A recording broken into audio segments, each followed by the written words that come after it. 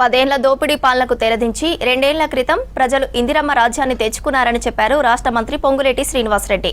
భద్రాద్రి కొత్తగూడెం జిల్లాలో పర్యటించిన ఆయన కొత్తగూడెం కార్పొరేషన్లో ఎన్నికల ప్రచారంలో పాల్గొన్నారు.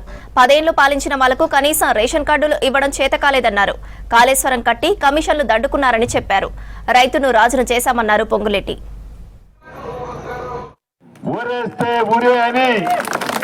ఆనాటి దొరవారు చెప్తే వరి వేసిన రైతన్నకు సన్న ధాన్యానికి మద్దతు ధరతో పాటు క్వింటాలకు 500 రూపాయల బోనస్ కార్యక్రమం కానీ, రైతు భరోసా కార్యక్రమం ద్వారా ఎకరాకి 12,000 రూపాయలు ఇచ్చే కార్యక్రమం కానీ,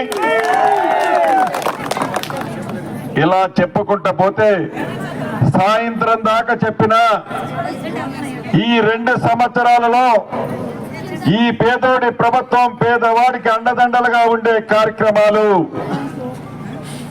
అనేకమైన మనం చేశాం. చివరికి పేదవాడి ఆత్మ గౌరవానికి చిహ్నంగా ఉండే ఇల్లు కూడా ఇవ్వలేని ఆనాటి దరిద్ర ప్రభుత్వం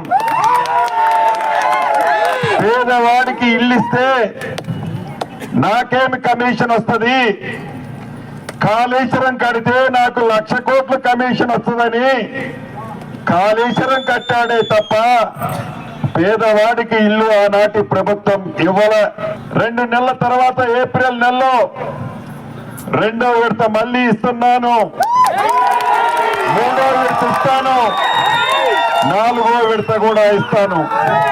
అంటే ఇప్పుడు ఇచ్చింది కాకుండా ఇంకా 3 విడతలు అర్హులైన పేదవాళ్ళందరికీ ఇందిరమ్మ ఇల్లు ఇచ్చే బాధ్యత ఆ శాఖ. అంతేకాదు ఇల్లిచ్చి కాగితం ఇచ్చి చేతులుకునే ప్రభుత్వం కాదు. ప్రతి సోమవారం నాడు పెన్షన్ గా 1 రూపాయి లంచం లేకుండా